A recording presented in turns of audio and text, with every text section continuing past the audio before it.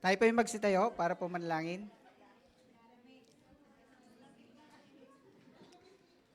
Panginoon, Diyos namin, banal at dakila sa lahat. Muli, Panginoon, kami po yung nagpupuri at nagpapasalamat, Father God, sa araw na to, Panginoon, Lord God, na kami po yung tinipon, Panginoon, Lord God. Salamat po sa mga buhay ng bawat isa, Panginoon, Lord God, na patuloy, Panginoon, Lord God, na ikaw lamang ang Panginoon, ang kanilang sinusumpong, Panginoon, Lord God. Patuloy na sinisik nila, Panginoon, Lord God, ang iyong kalooban, Panginoon, Lord God. Salamat sa buhay ng bawat isa, Panginoon, Lord God. Salamat, Panginoon Lord God, sa mga kapatiran namin na kahit na wala dito, Panginoon Lord God, ay patuloy, Panginoon Lord, na kayo pong siyang patuloy na mga manguna sa kanila, Panginoon Lord God. And Lord, prepare our hearts and mind, Panginoon Lord God, to receive your words, Panginoon Lord God. Lord, balutin mo ang iyong lingkod, Panginoon Lord God, sa iyong banal na kamay, Panginoon Lord God. Let your Holy Spirit, Panginoon Lord, anoint me, Panginoon Lord God. As I deliver your words, Panginoon Lord God. Kayo pong siyang patuloy na manguna, Panginoon Lord God. Patnubayan kami, Panginoon Lord God, as we study your words, Panginoon Lord God, na mag-instill ito, Panginoon Lord God, at matutunan namin, Panginoon, lahat ng iyong mga itinuturo, Panginoon Lord God. We glorify you, Panginoon Lord God. We raise you, Panginoon Lord God. We magnify your name. In Jesus' mighty name we pray. Amen. Amen. Pwede na po tayo makaupo. Konting review lang po. Yung last topic ni Pastora last Friday is, di ba, yung Jesus, you're the light. Diba, yun yung topic niya. So itutuloy ko lang din siya, kaya lang itong sa akin is about Christmas. So ang tanong, sabi niya, why do we celebrate Christmas? Diba? Diba? Ito yung pinakatanong eh. Why we do celebrate Christmas? Ako, meron akong magandang karanasan sa childhood ko about Christmas. I-share ko lang as introduction. No, nung bata kami, actually hindi kaagad in-introduce sa amin kung ano yung meaning ng Christmas eh. Yung nung bata kami, ang parents namin nagse-celebrate kami tuwing December 25, 'di ba? Noche Buena, gift giving, 'di ba? Pero yung pinaka tumatak sa akin is yung pagsabit ng medyas sa bintana. Ito yung pinaka madali kasi tayong mauto nung bata. 'Di ba? 'Yun yung palaging ginagawa namin. Every December 24, hating gabi, sasabit kami ng medyas. So paggising mo ng umaga, may laman siyang pera, may laman siyang chocolate. Doon kami namulat, kaming mga magkakapatid. Pero one time, kasi nagtataka kami, bakit kami lang yung nakaka-receive ng gift, di ba? Tuwing Christmas. Na may Santa Claus nga ba talaga? So isang gabi, siguro at the age of 10 na kami noon, hindi namin napansin na yung medyas is may butas. At the middle of the night, nung naglalagay ng pera sila mama ng pera, nangalaglag yung barya. So nagising kami. Yun na yung end ng Santa Claus namin. Kasi nga, nalaman na sila na yung Santa Claus. So doon na nag-start yung introduce sa amin ng parents namin kung anong true meaning ng Christmas. Ito nga yung naging unang verse ko nun sa Sunday school nung bata is Luke 2:11, kalang shortcut version na your Savior which was born, Christ the Lord. Yun yung unang memory verse ko nung bata ko. So let us all start. Sabi niya, why we do celebrate Christmas? Christmas, the birth of our Savior, Jesus Christ. Ito yung true meaning ng Christmas. Sabi niya dito, konting history lang as introduction. Sabi niya, sa history in Christmas, noong 336 AD by Emperor Constantine, converted to Christianity and changed the so-called pagan practice to the birth of Jesus Christ. Dito nagsimula yung sa Rome. So next slide. Sabi nito, this pagan celebration, December 25, is the birthday of the pagan sun god named Sol Invictus, which means the unconquerable sun who became the official deity of Rome. Ito talaga yung December 25 noon. Pero nung na-convert si Emperor Constantine to Christianity, pinalitan niya ang December 25 to birth of Jesus Christ. So next slide. Sabi pa niya dito, Christmas is not a pagan tradition, but the date is a pagan tradition because it was on that day when they are worshiping the god Saturn during the end of harvest and winter solstice. Ito yung celebration ng Rome sa December 25. Sabi niya, some others don't celebrate the birth of Jesus Christ because according to them, it is not commanded in the Bible to be celebrated. The Bible is silent about the exact date of the birth of Jesus Christ. Tama. Hindi nakasulat sa Biblia kung ano yung exact date ng kapanganakan ni Jesus. Sabi niya, if we choose not to celebrate His birth, it's not a problem. It won't affect our salvation. Sabi niya, ito yung text verse natin na pag-aaralan. John 3:16. Alam naman natin ito lahat, di ba? For God, basahin po natin. For God so loved the world that He gave His only begotten Son, that whoever believeth in Him should not perish, but have everlasting life. Sabi nito, ang tanong, di ba? Bakit natin sineselebrate ang Christmas? There are 4 reasons kung bakit natin sineselebrate ang Christmas. The birth of Jesus Christ. So, number 1, sabi niya dito, fulfillment of prophecy. So, sa Old Testament, kung nagbabasa kayo ng Bible sa Old Testament, na-prophesy na siya na ipapanganak si Jesus Christ from the New Testament. So, si Prophet Isaiah ang nag-prophesy nito. Sabi niya sa Isaiah, the prophecy of the birth of Jesus Christ, Isaiah chapter 7, verse 14. Basahin po natin. Therefore, the Lord Himself will give you a sign. Behold, the virgin shall conceive and bear a son, shall call him name Emmanuel. So, ito yun. Ito yung prophecy ni Prophet Isaiah. Next slide, sis. Sabi niya, prophecy that Jesus to be born as a baby. Sabi niya sa Isaiah chapter 9, verse 6, yung verse din kanina ni Sis May, for unto us a child is born, unto us a sign is given, and the government shall be upon his shoulder, and his name shall be called Wonderful Counselor, the Mighty God, the Everlasting Father, the Prince of Peace. So, sa Old Testament pa lang, na-prophesy na si Jesus Christ ay ipapanganak to save the world. Diba? Sabi niya doon, diba? The Mighty God, the Everlasting Father, and the Prince of Peace. So, next slide.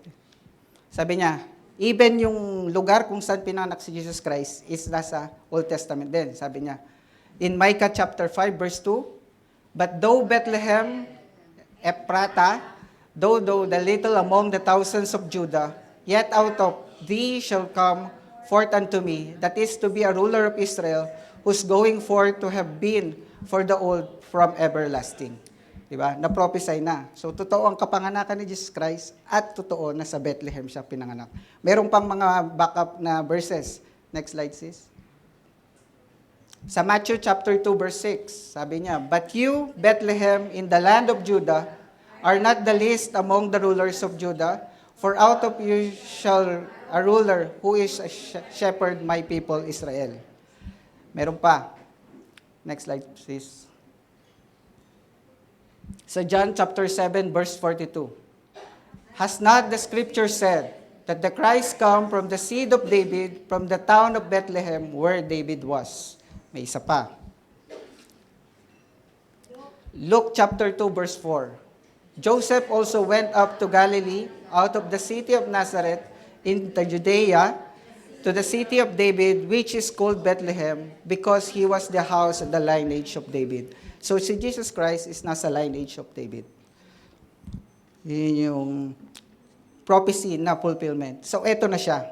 So, from the prophecy of Prophet Isaiah, eto na yung fulfillment of the prophecy. From Matthew chapter 1, verses 21 to 23, basahin po natin. She will give birth to a son, and you are to give him the name Jesus, because he will save the people from their sins. All this took place to fulfill what the Lord had said through the prophet, the virgin will conceive and give birth to a son, and they will call him Emmanuel, which means God with us. Nagtugma ba? Di ba? Nagtugma, di ba? Yung prophecy ni Prophet Isaiah. So, ito yung fulfillment niya, nasa Matthew. Ito yung proof that Jesus Christ was born to save, sabi niya, di ba? Nasulat at siya yung magiging tagapagligtas natin. Yun ang fulfillment at prophecy ng Jesus Christ. That's why we are celebrating Christmas. We are not celebrating Christmas dahil sa date niya na December 25. We are celebrating Christmas because it is the birth of our Lord Jesus Christ. Yun yung kanya. So, sabi niya dito, we Christians should celebrate Jesus Christ because, ito yung number 2, God's greatest love. Sabi niya, balikan natin, John 3:16. For God so loved the world. Di ba? Ito yung greatest love na sinasabi niya, di ba? Tinutukoy niya from the word John 3:16, Ito yung greatest love, yung second reason kung bakit tayo nag-celebrate ng Christmas. It because of the love. Love of God. Sabi niya dito na describes the intensity of God's greatest love and how great the love of our God is. Di ba? Yun yung dahilan niya kung bakit tayo nag-celebrate ng Christmas. Una is yung fulfillment ng prophecy. And secondly, because of the greatest love. Ito yung second na kung natin. Basahin natin sa next verse. Sabi niya dito, sa 1 John 1:3, sabi niya, basahin po natin. Behold, what manner of love the Father hath bestowed upon us, that we should be called the sons of God. Therefore, the world knoweth us because it knew Him not. Diba? From the word love. What manner of love the Father hath bestowed us. Ito yung pangalawang reason. Because of love. Second verse pa, sabi niya rin dito sa 1 John 4:7, behold, let us love one another, for love is God, and everyone that loveth is born of God, and he knoweth God. He that knoweth not knoweth what God, for God is love. Diba? Full love. Ito yun. May isa pa. Maraming verses yan about love. Sabi niya sa next verse pa,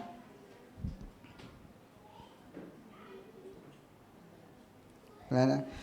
Sabi niya dito sa First John, di ba yung tatlong verse na yon, si Apostle John ang nagsabi. Sabi niya dito, Apostle John tells us to behold the love of God. Sabi niya, di ba, hindi ba tayo na-amaze? Yung love of God, di ba yung kinanta natin kanina? Yung love of God is unchangeable, unstoppable, unshakable. Yun ang love of God. Di ba?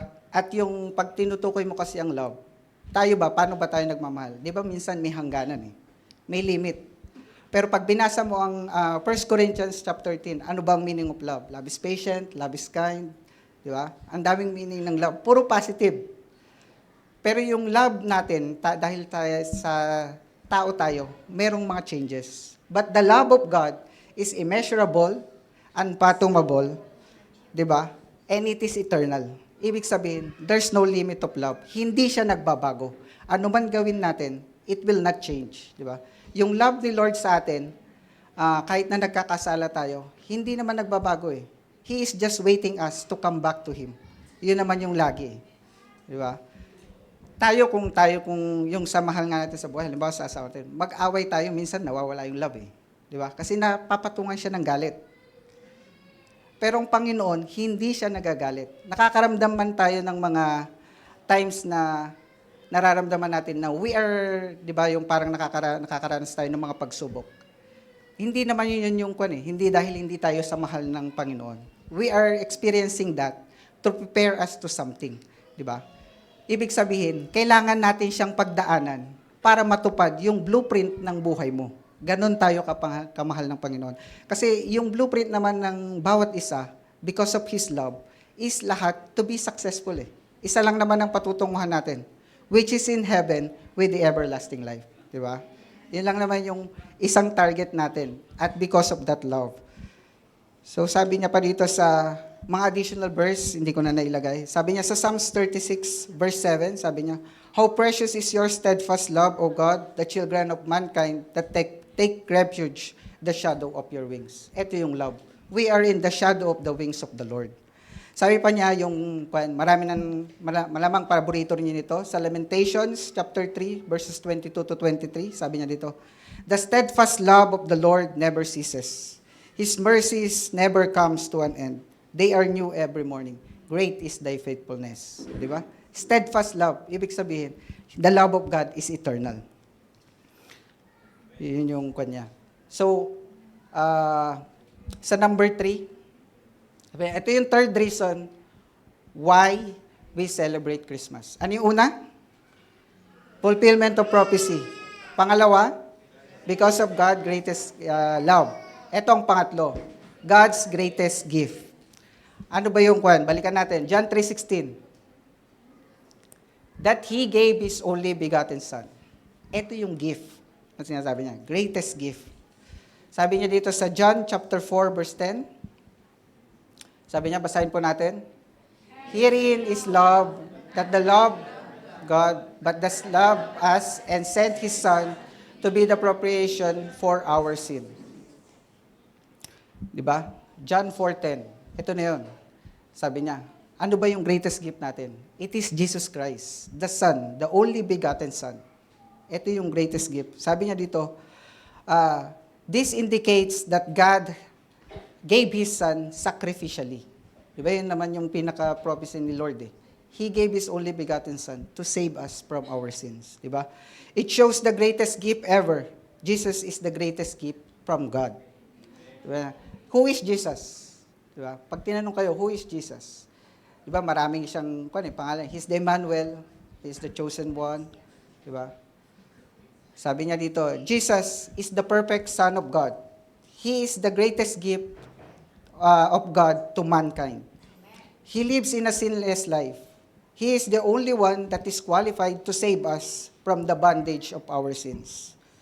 We know that Jesus Christ, He lives and He died at the Calvary, at the cross. He was buried on the third day, He was risen. Diba? Ito si Jesus Christ. Si Jesus Christ, that the Son of God, diba? Siya yung pinadala ni Jesus Christ. John 14:6, kung tatandaan yung verse. Diba? Sabi niya, I am the way, the truth, and the life. No one shall commit unto thy Father, but by me. So that is Jesus Christ. Si Jesus Christ, diba? Sabi niya dito, He is now in heaven, preparing us a place. For all who believe in His name, He took the punishment due to us. Diba? Yun yung dapat sa atin yun eh. Diba? Dahil sa patuloy na pagkakasala, dapat yung punishment na yun is tayong pero hindi. Sinalo lahat ni Jesus Christ. Sabi niya, that's why we are going to celebrate the birth of Jesus Christ because it reminds us that He is our greatest gift. Diba?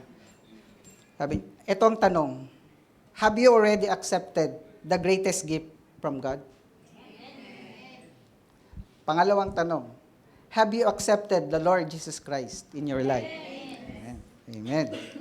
So, ang panghuli, God's greatest promise. Ito yung pang-apat na reason. So, review ulit tayo. Ano yung una? Fulfillment of prophecy. Kalimutan nyo na. So, pangalawa, God's greatest love. Pangatlo, God's greatest gift. At ang pang-apat at ang panghuli, God's greatest promise. Ano ba yung promise ni Lord? Sabi niya dito, John 3:16 ulit, yung huling line. That whoever believeth in Him should not perish, but have everlasting life. O, di ba? Malinaw na malinaw kung ano yung pangako ng Panginoon. Dahil sa pagmamahal niya, dahil sa kanyang regalo, at ito ang kanyang prinamis. That kung sino man ang maniwala sa kanya, ay magkakaroon ng buhay na walang hanggan. Yeah. So, balikan natin. What is salvation? Ano ba ang salvation? Diba? Accepting Jesus Christ as our Lord and Savior. Ano pa yun? Sabi niya, that we are saved by grace through faith. Diba? We are saved by grace. Libre. Libre siya. Hindi natin siya binili, kundi ipinagkaloob niya ng libre. Tayo na lang kung paano natin siya i-receive. Diba? It was freely given. Sabi niya sa Romans 8, chapter 8, verse 1, basahin po natin. There is therefore that no condemnation to those who are in Christ, who do not walk according to the flesh, but according to the Spirit. Diba? Ang ganda.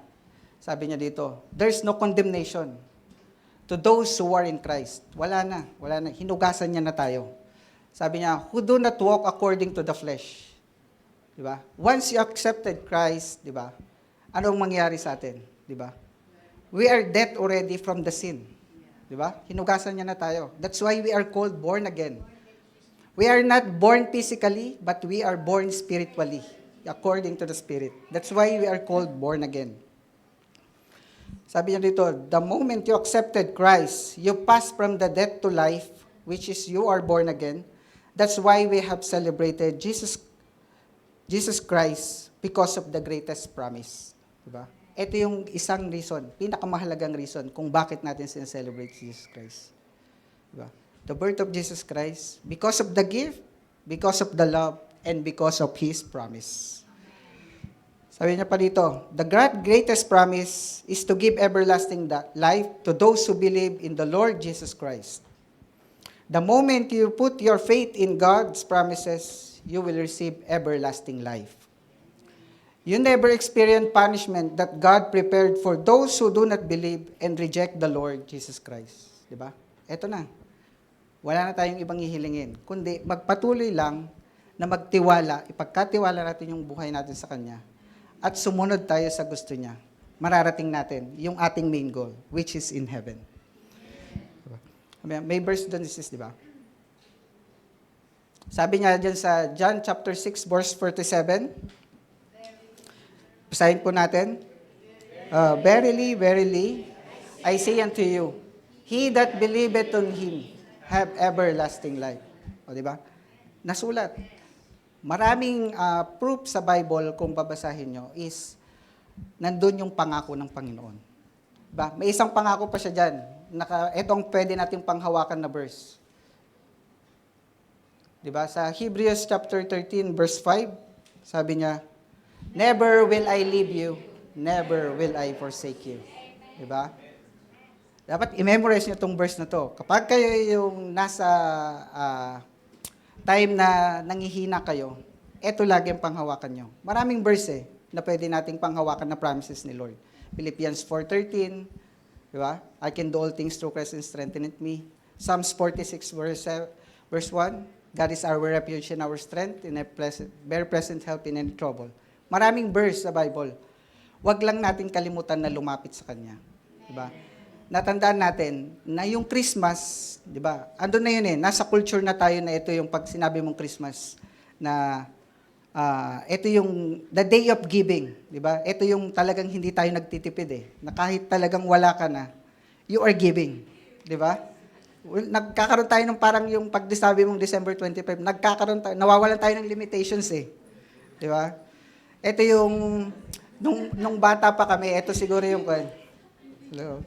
Nung bata kami, siguro, uso na nun ng budol di ba? Siguro ang pinakamasaya pagka tuwing Christmas is magulang di ba? Nung bata tayo, ang dami-dami nating pera. Ang unang budol na sasabihin sa'yo, itatago mo na namin anak, di ba?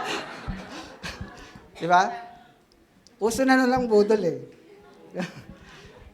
Or uutangin, pero hindi na babayaran, di ba? So, ito yun, ito yung pinakamasaya na celebration of Christmas. Di ba? Nananatiling nandun na yung culture of giving. Pero higit sa lahat, huwag natin kakalimutan na ang December 25, hindi man nasulat sa Bible na date na to, pero we are not celebrating the date. We are celebrating the reason why we are celebrating it, because of the birth of Jesus Christ. So ano yung apat na reason kung bakit tayo nag-celebrate ng Christmas? Fulfillment of the prophecy, God's greatest gift, God's greatest love. Nakalimutan nyo na. God's greatest love, God's greatest gift, and God's greatest promise. So, ito yung apat na reason kung bakit tayo nag-celebrate ng Christmas. Sabi niya,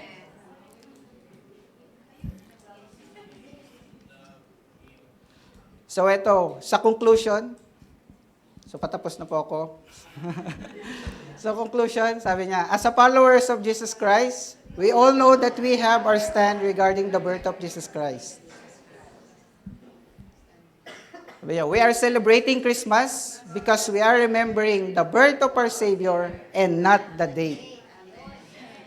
So, but as a mature believer in Jesus, we choose to rejoice because we know that Jesus Christ was born for us as the greatest gift to mankind. We are all rejoice in the fact that by putting on humanity, that the Son of God became one of us to deal with our sins, but dying in the place before conquering the death when He rose from the dead. Diba? We can all rejoice in the fact that it's time to rejoice because the King of Kings and the Lord of Lords came to earth to save us all sinners. So, may next slide pa, di ba sis? Sabi nito, ito yung isang nagustuhan ko na sa social media, nabasa ko lang. Ito siyang quote ni Reverend Peter Tanchi. So kung kilala niyo si Reverend Peter Tanchi sa CCF, di ba? Sabi niya dito, Christians can use culture to connect people to God. As believers, we must try to use all kinds of events to connect people to Jesus. So what do I mean? I celebrate the meaning of Christmas, but I don't celebrate the date. However, to connect with the pagan population where we are living today, how we connect with them. Ito. So, nagbigay siya ng example. For example, in China, they walk about the story of Christmas. Why?